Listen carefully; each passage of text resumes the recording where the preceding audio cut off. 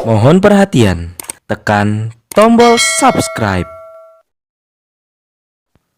Terima kasih atas perhatiannya.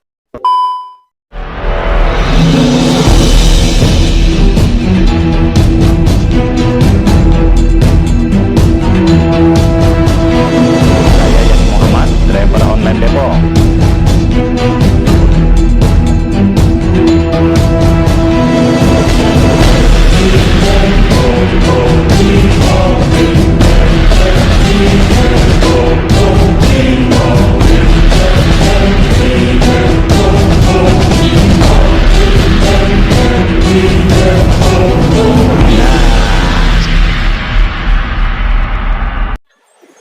Assalamualaikum warahmatullahi wabarakatuh. Saya Yadi Muhammad, driver online Depok.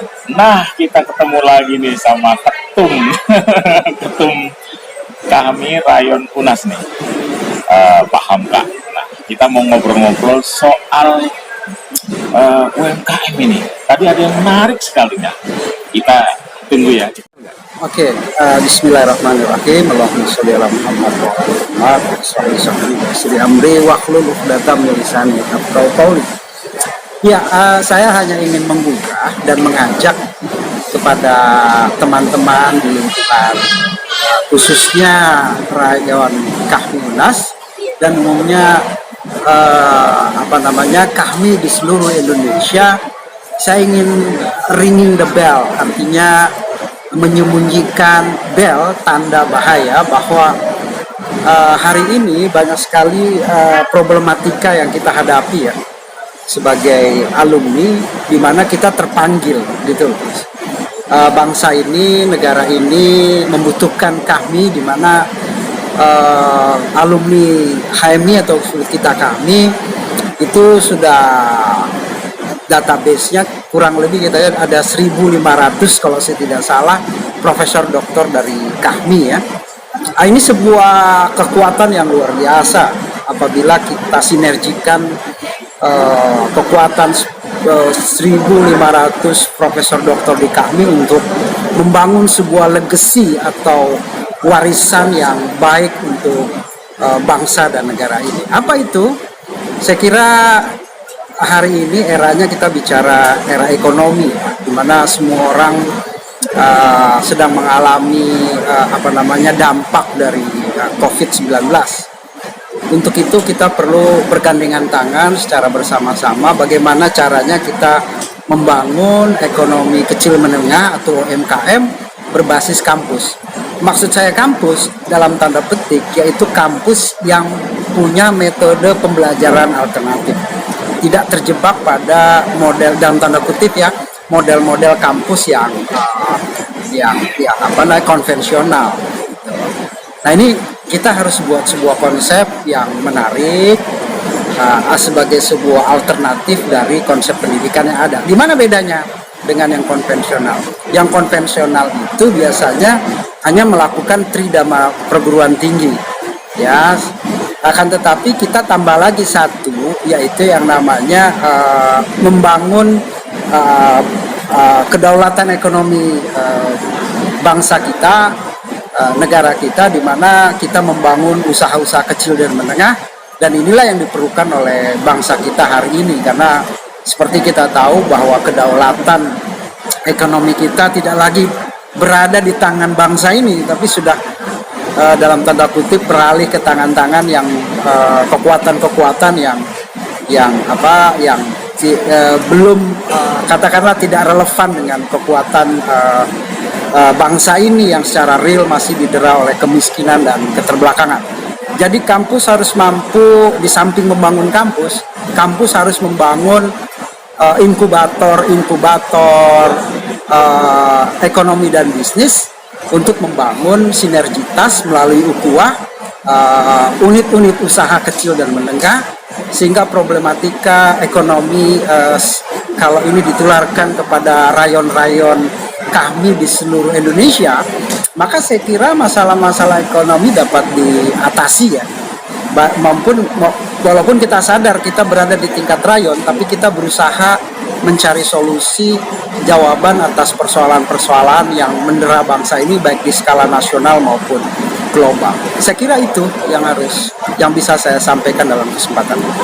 Tapi aplikasinya gimana? Apakah kampus sebatas konseptor atau juga sebagai pelaku di UMKM? Memang ini memadukan sebuah konsep alternatif ya.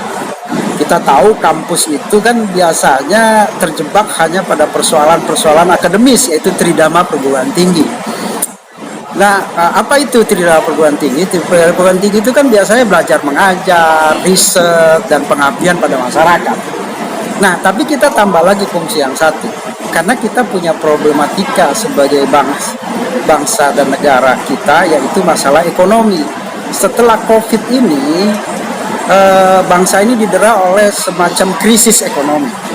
Nah, di level kita, di dekat rayon, kita ingin membangun sebuah sinergitas ekonomi melalui UMKM, di mana dibangun juga kampusnya, sekolah tinggi atau universitas, dan mensinergikan antara dunia kerja, bisnis atau ekonomi, dan juga kampus. Jadi kampus harus mampu membidani lahirnya inkubator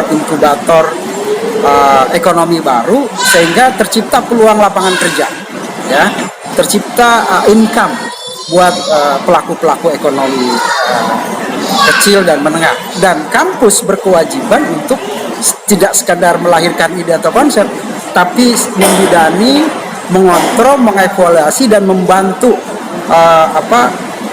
inkubator atau project pilot daripada UMKM yang insya Allah akan kita laksanakan. Jadi fungsi tradisional kampus, konvensional kampus, kita tambah lagi fungsinya, yaitu bagaimana kita merebut kedaulatan ekonomi bangsa dan negeri ini di tingkat rayon UNAS. Ya, mudah-mudahan ini jadi hal positif, bisa menular ke rayon-rayon UNAS di seluruh Indonesia, sehingga pembangunan ekonomi melalui UMKM bisa dinikmati oleh banyak orang, ya, dan memberikan sumbangan positif terutama terhadap kesempatan lapangan kerja, dan itu akan membantu dengan sendirinya pertumbuhan ekonomi kita ke depan yang lebih baik. Saya kira itu. Pak, tapi kan ini pertumbuhan UMKM di Republik ini kan sedang tidak bagus nih. Mungkin separohnya hilang ini. Itu kira-kira optimis nggak kira-kira untuk membangun Ya, itu? kita tidak membangun yang muluk-muluk. Kita realistis, kita berada di tingkat rayon saja. Tapi konsep dasarnya adalah bagaimana kita maju secara bersama-sama. Jadi kita melibatkan stakeholder lain di luar kampus. Baik itu masalah permodalan, baik itu masalah SDM, maupun masalah link, ya, jaringan. Nah, kondisi ini kan tidak akan tetap seperti ini. Suatu saat, insya Allah COVID hilang semua, dan UMKM bisa tumbuh lagi, menjamur seperti yang lalu-lalu gitu. Tapi kita terus optimis kok, bahwa tidak ada satu kondisi yang pandemi ini akan terus berlangsung, dan kami yakin bahwa suatu saat pandemi ini akan hilang. Dan saya kira kita sedang mempersiapkan infrastrukturnya untuk kembali hidup normal, ya, seperti era sebelum COVID.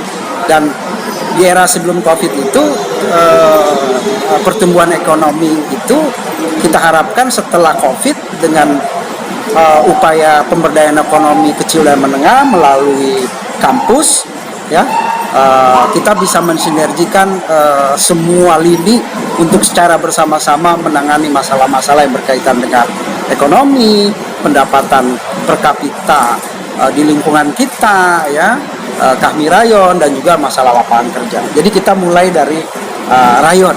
Mudah-mudahan ini bisa menular menjadi sebuah virus positif untuk membangun kebersamaan, membangun ekonomi, dan merebut kedaulatan ekonomi kita kembali ke depan. Insya Allah itu sih. Terakhir mungkin lembaga mana yang sudah mensupport atau sudah digandeng untuk merealisasikan gagasan ini? Saya sudah menghubungi beberapa stakeholder yang ada di luar, ya. Saya tidak berani mengatakan mereka sudah menjanjikan, tapi mereka memberi kita peluang, ya, baik itu di lembaga-lembaga bentukan pemerintah maupun non pemerintah. Jadi government organization atau non-government organization. Dan ini yang coba kita maksimalkan.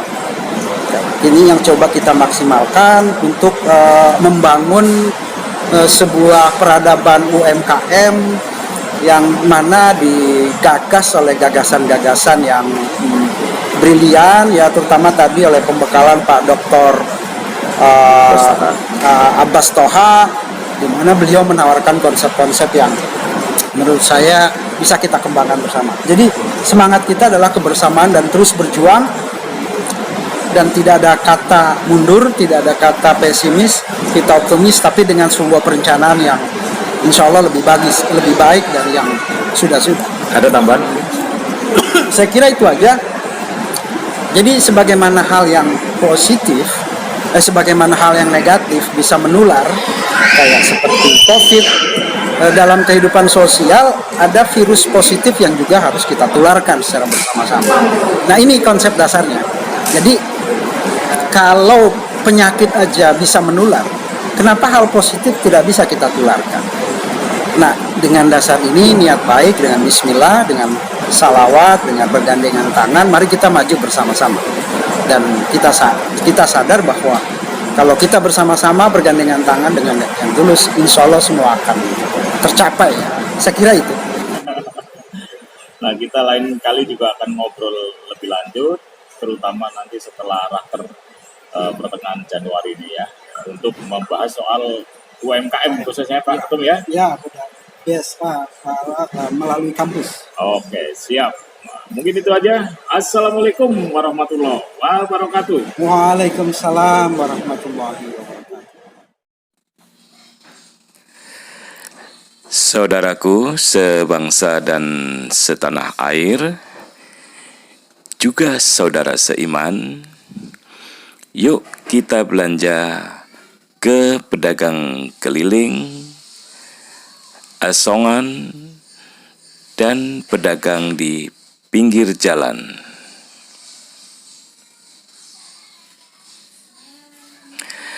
Dengan berbelanja kepada mereka, insya Allah kita bisa menyelamatkan mereka dari kemiskinan.